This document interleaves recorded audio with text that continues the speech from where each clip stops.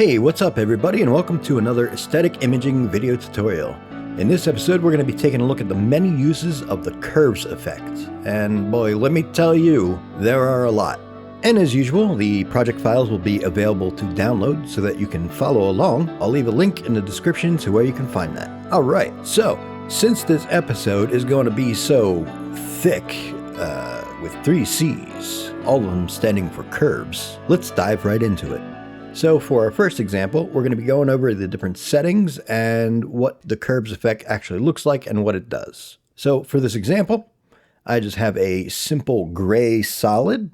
If I hit Shift Command Y, bring up the solid settings and go into the color, you can see that it's just 50% brightness, and that's it. So it's a mid-gray. And then we also have another layer up here with a black bar and a white bar. All right, so let's create a new adjustment layer on top of both of our layers here. So we're going to go down in this area.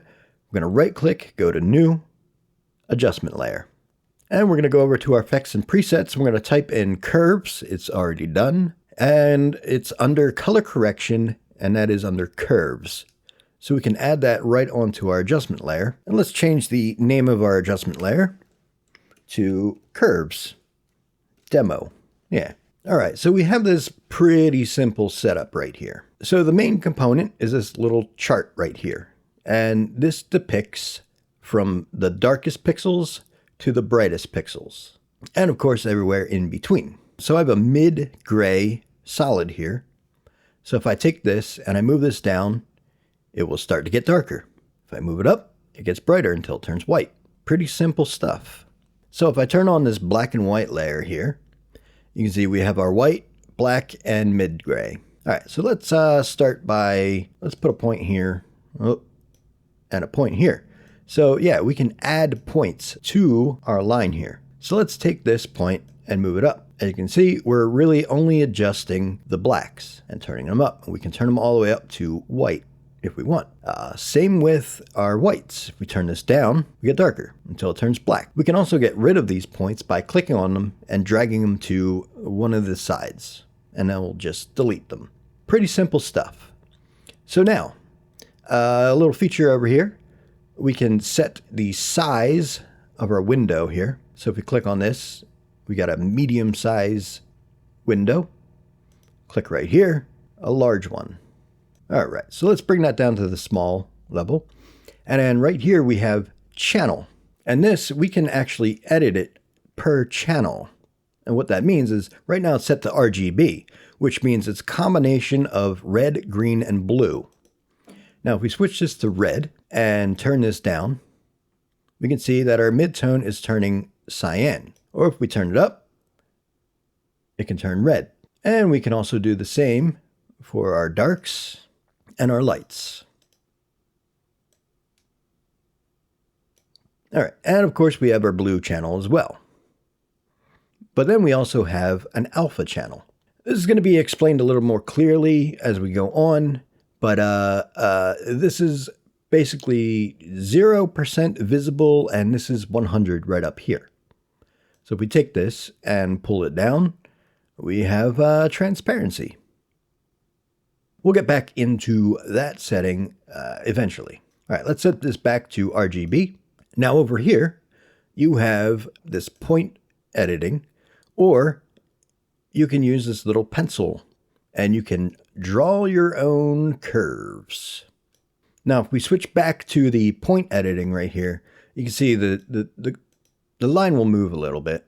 I don't really use this too often or at all, really. Yeah. And of course, up at the top, we have a reset button that we can just reset everything. Now here's some interesting stuff. We actually have an open and save option, which means that you can save a preset and you can save that curve out. We'll just save that right there under assets, reset it, and let's go open our curve. Boom. That's pretty neat, right? Now, the thing about this is you can actually make curves in Photoshop, save them, and open them up in After Effects. And you can do the same conversely. You can save out a curve effect from After Effects and bring it into Photoshop, which is pretty neat. And let's switch back to our pencil mode here. And let's make some weird lines. Now, you notice these are a little rough. What we can do is hit our smooth button, and that'll smooth out the curve. And you can continue to do so until it turns back into a straight line. All right, so let's reset that again. Now there's another reset button down here, which is quite interesting. All right, so let's go into our red channel. Let's bring that down. Let's go into our green channel. Let's bring that up. Let's go into our blue channel. Let's bring that down. And let's go into our RGB and bring that up.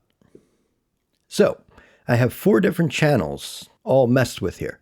Now, if I hit this, all of them will reset. So if I go to, let's say, the red channel and hit this reset button, it will only reset the channel that you're currently under, which is a neat little trick there. So let's hit reset on the top here and reset everything. Now this button I saved for last. This is the forbidden button. You do not press this button. In fact, if you use this button, that's pretty sus, and you will be ejected from the ship.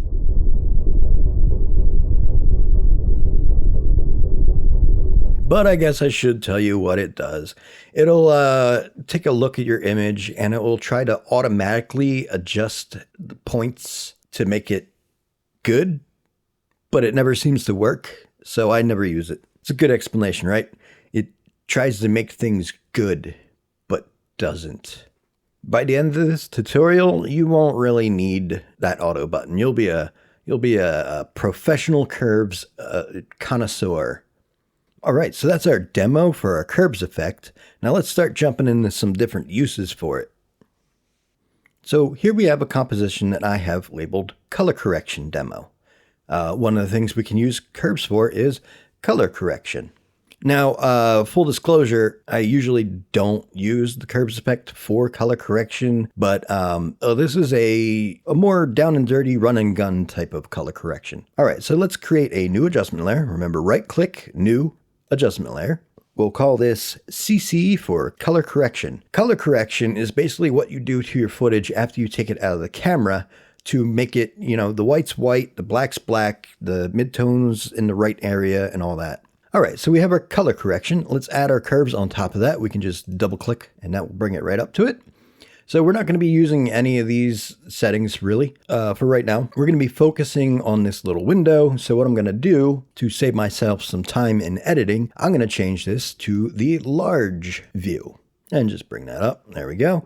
And this is set to fit up to 100% so that it's always the size of the window. That's fine. We need another window to help us along with this. So if we go to Window, Lumetri Scopes, we'll open that up. So when color correcting, I usually have this at a smaller size so you can just kind of see everything all at once. So what we have here is a waveform. So let's right click on this and go to Waveform Type and put in Luma. This will give you the value information rather than color information. Blacks should be around 0. Whites should be around 100. Midtone should be around the middle of that, 50. So our darkest points aren't really pure black. So what we want to do is take this little part right here. We want to drag that down. So we don't want to, we don't want to crunch it down like this. That makes ugly footage. But what we do want is just kind of just bring it right to the cusp of being on that 0 line. So that's about fine right there. Now our whites, we can turn that up. We can make this brighter. And there's really nothing that is pure white in this shot. So our midtones, let's bring them down a little bit. Maybe bring up some of the shadows. Something like that. All right, so I would say that our woods look fine, but face and this little emblem on my sweatshirt, they're looking a little overblown and bright. So what we can do is create another adjustment layer and call this Face CC for face color correction, obviously. And we can add another curves on top of that. Let's set that to the big view. All right, so what I want to do is isolate my face. So let's bring down our midtones right here. And usually when I'm doing this, I'm not even looking over here at this window. I'm not looking at this. I'm looking at here. All right, so now we just want to isolate my face and this emblem. So what we can do is take our pen tool and we can create a mask, just a quick mask. I mean, if you're doing more professional work, take your time on this and make it look good. But we're just doing a quick tutorial. And now that we have our two masks, we can hit F on the keyboard to bring up the feather options. We can just select both these masks and feather them out a little bit so you get more of a soft edge. And of course, too much and you'll lose your information. All right, so once we have our masks and they are feathered and everything, normally when you're trying to isolate something like this, you're gonna have to, let's bring this down a little bit more, just so we can see what's going on. So let's select on our color correction footage and go to track motion, because we're gonna need to track the motion. Now, luckily for this shot, there isn't a lot of movement. What we can do is take this track point and just move it over my face. Now, this isn't a tracking tutorial, so I'm just going to go over the basics. What we do now that we have our tracking point, we can hit Analyze Forward. And that'll go through each frame and track my face. So now we go to our first frame here. Let's add a new null object. Then we can click on Edit Target here. And we want to make sure that the layer is selected to our null object. Hit OK. And then we can just hit Apply, X and Y. Now you'll see that our null is in fact moving very slightly because I only move very slightly. All right, so if we take our face CC, we can connect this to our null object. And that way, after we've selected this, this will, for the most part, track to our movements. That's a little dark on her face, but like I said, I only did that to really see what's going on. But you know, you want to kind of keep it in the mid-tone range. Let's hit Shift Command H to hide all of our overlays. So this is our before and our after. So straight out of the camera, we don't have a lot of contrast. We have just kind of muted darks and whites and stuff like that. All right, so let's move on to another demonstration. So for this, we're going to create a new composition and we're going to set up a little scene. Let's set this to 10 seconds for now for the duration, 1920 by 1080. Let's call this values demo. All right, so let's hit OK. So let's create a new solid. Let's start building our scene. Let's put this to 50% gray. Okay. Now let's duplicate this by hitting Command D. Let's hit Shift Command Y. That'll bring up our solid settings. And let's make this darker. Something like that maybe. All right, so let's go up to our rectangle tool here. Let's click on it and hold that down and go to Ellipse tool. Then we can just double click while making sure that we are on this top gray solid and we have a circle. So now we open up this mask option here. So where it says add, let's switch that to subtract and then hit F on the keyboard to bring up the feather and let's feather that out. There we go. So we're creating a background for our little animation here. So we can take these two, Shift Command C, that will pre-compose that, and let's just call this BG for background. All right, so now we need a new text layer. So let's go new text, and let's type in curves effect.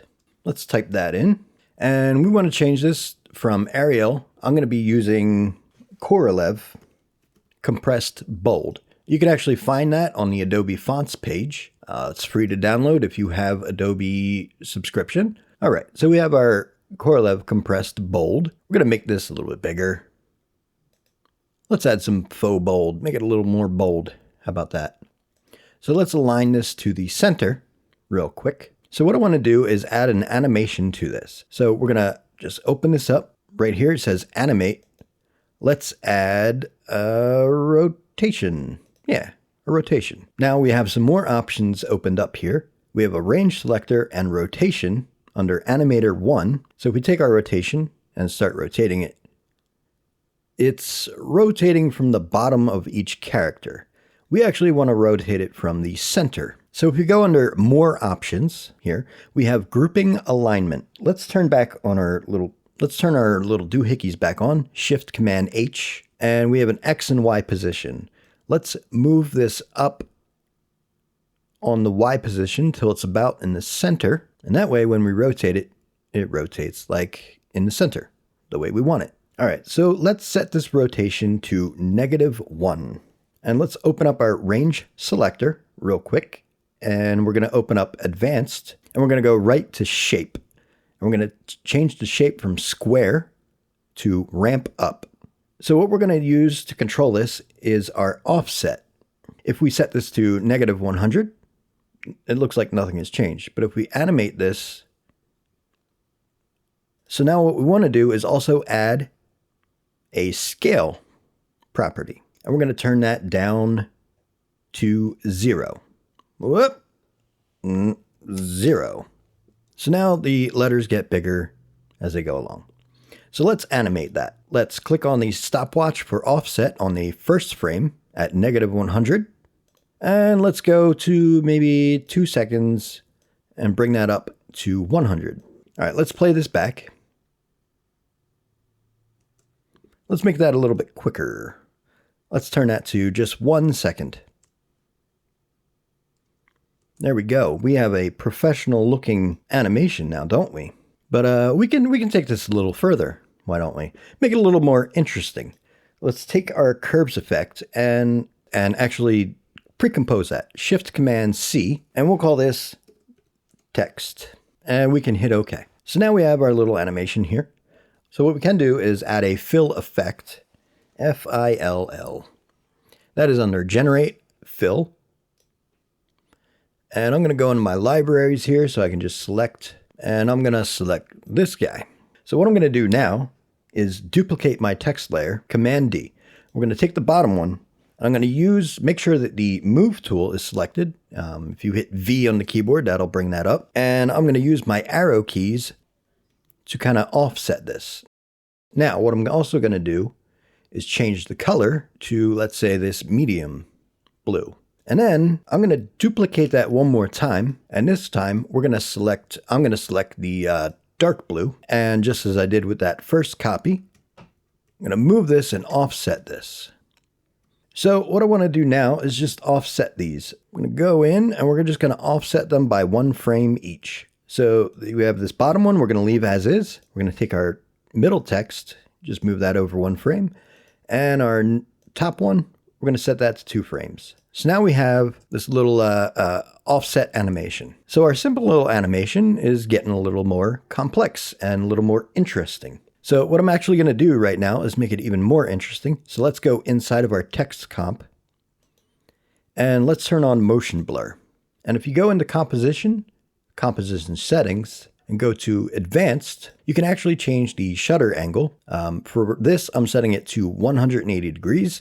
The higher the number, the more motion blur you'll have. All right, so now we have even more interesting results here. We have a little motion blur, we have offset animation, but something can still be made more interesting, and that's our background.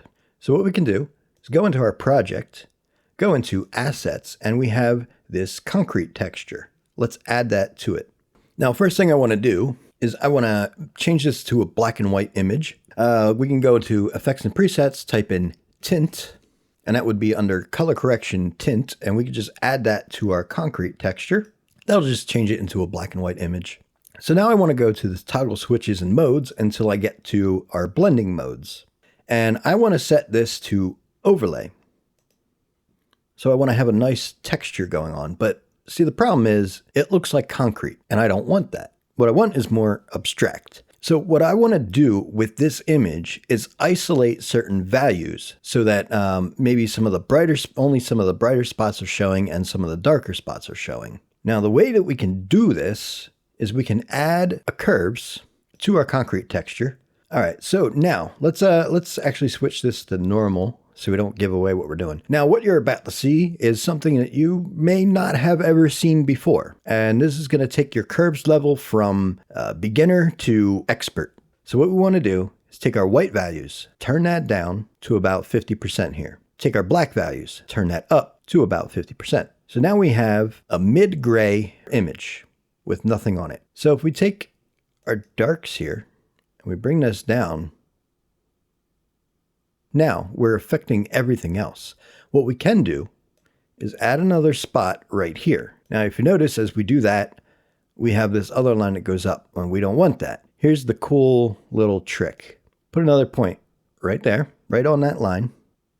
Make this point on this line too. And we can create another point right here. Now, actually, I want to move all this over so we can kind of, there we go, something like that. And we can put another point right here, right on this 50% line. Another point right on that 50% line right here.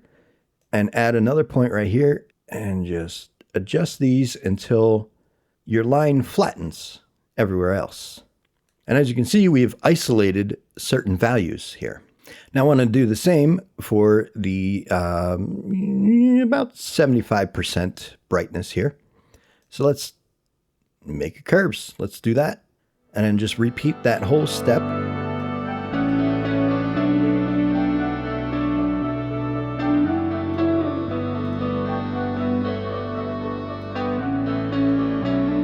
Now, the only problem with this kind of thing is that if you don't really get it where you want it, it can be a little difficult to edit things again. So let's get rid of these. And let's find a good place that kind of has not a lot of detail on it. Let's try right about here. Right? Let's bring that to about the 75% mark. And let's create our little isolation points. Whoop, that disappeared, didn't it? Yeah, that's going to be good right there. All right, so let's put our point here, put a point right here, and let's move this over till that line flattens out. So now we have certain values just isolated. So now we can just take our layer and set this to overlay. Now, the thing to note is there is actually a limit to the amount of points you can add to this curves. So if we wanted to do a third one, I'm clicking and dragging. It's not making another point. So you are limited to how many points you can use. So that way we have a more abstract background, and it just makes things interesting. All right, so we can even take this concrete texture layer and just bring it to the top so it goes over our text as well. We can also hit T on the keyboard if you think that's a little strong, which I think it is kind of, and just, bring down the opacity a little bit. So now we have a more interesting background using isolating values with a curves. So now for our final example. So I'm going to kind of rush through our next example until we get to the curves part, because I want to demonstrate the transparency. But the thing is, this little demonstration that I set up, we've kind of already done it in last week's episode, the many uses of fast box blur. Let's create, before I get into too much detail, let's just create this transparency. We'll call that transparency, 1920 by 1080, blah, blah, blah, blah, blah, blah. We can make this, we'll make this like 2 seconds long. We're not going to have any animation or anything like that. We're going to just get down and dirty with the actual effect. So let's hit OK. Now let's create a circle. So with no layers selected down here, if we just go to our ellipse tool, let's turn off transparency grid for now. And I'm going to create a circle. And then I'm going to create another circle. And on top of that, we're going to add a fast box blur.